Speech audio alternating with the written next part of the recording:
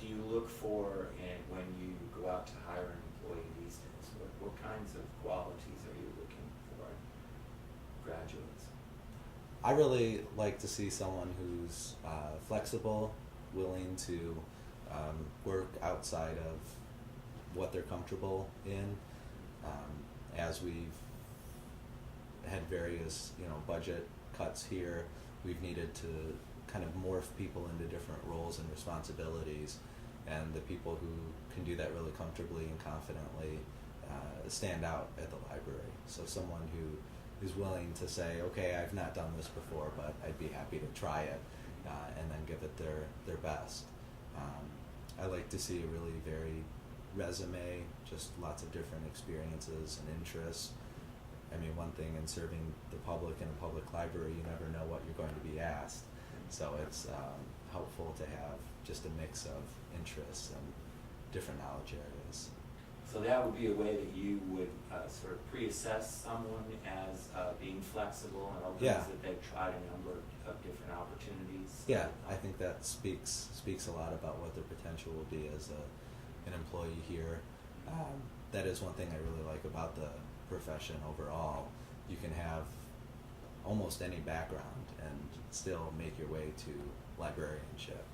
You could be a business major, you could have been a minister, you could have worked in really any area, and you can find a way to work in a library.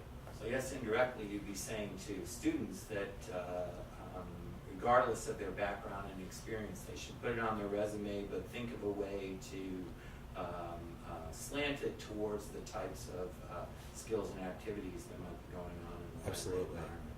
Absolutely. I had a minor in business, and I played that up as much as possible just to show that I had some coursework and experience in that area, and it didn't hurt me by any means.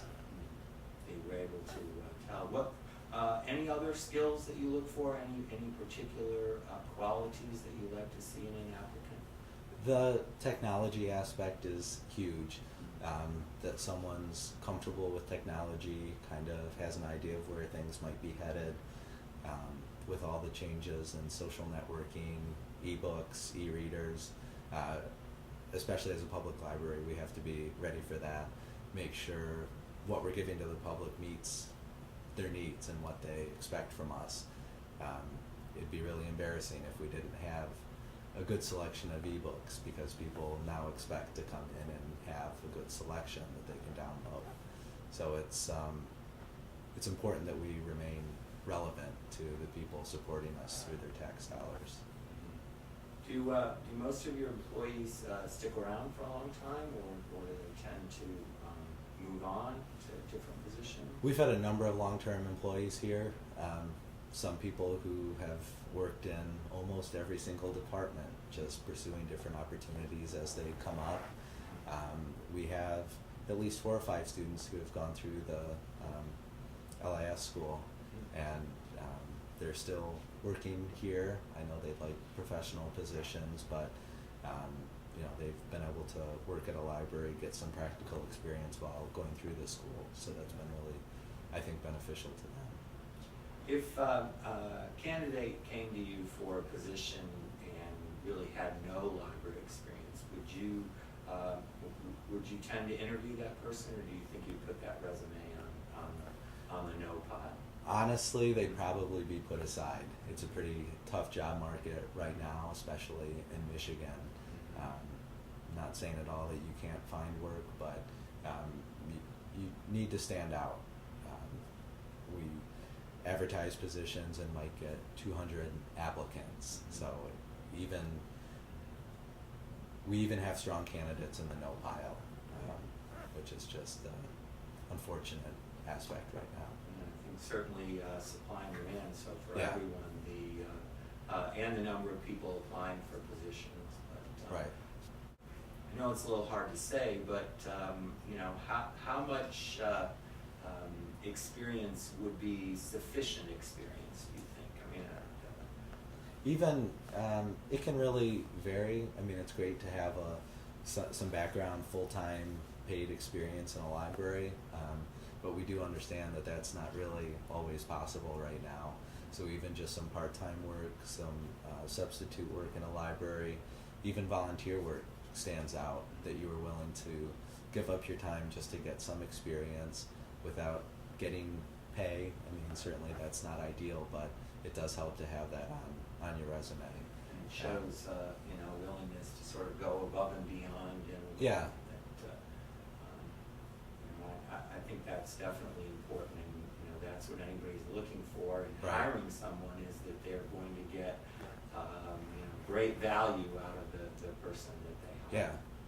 Yeah, and I would say if you pursue a practicum, which I'd recommend, find a project that you can do really well, and then bring that project along with you in all of your interviews, and point to that as an example of what you're capable of. So you may not have 5 years of experience, but you had this small opportunity, and this is what you did with it. You mentioned that you want committed volunteers. Yeah. Could you expound on that a little bit? What do you mean? If somebody thinks they want to volunteer, what do you expect of them? If someone wants to volunteer at the library, I really love to see someone who comes in and seems truly excited about being in the library and tackling whatever projects they're given. We have some volunteers who just kind of put their time in. It's great, we appreciate them, but it's the people who really, week after week, come in, do different projects, ask what else they can do, and I guess I like to feel that they might be getting something out of it too, that they're not just coming in and working through their projects, but they're getting some benefit out of it as well. Would for someone that came like that, and they worked for you and did a great job and were sort of entrepreneurial and took on projects, would you be willing to write that person a letter of recommendation? Oh, absolutely. So. Absolutely. We've actually done that a number of times. And we'd also be more likely to consider them if a position opened up. We've kind of gone through the trial period then. We know Right. what type of person they are, what they're capable of, that they're dependable and like what they're doing. Then that's a big perk for us then. And I think that it is a good way to pay them back after dedicated volunteer time at the library. Do you look for someone to put in a certain sort of minimum number of hours per week? I guess would you suggest to one of our students, if they were thinking about it, that what would be sort of the commitment that they would need to consider? I think probably at least 4 hours a week is good. If you can do more than that without taking too much on, then that's great. I know that it's hard if you're doing a full course load. If you're working full time or have a family, that can be a lot to juggle. So don't overcommit yourself. But if you can do 4 or more hours a week, that's really great. You wouldn't want to say, okay, I'll do 8 hours and then call in for half of them.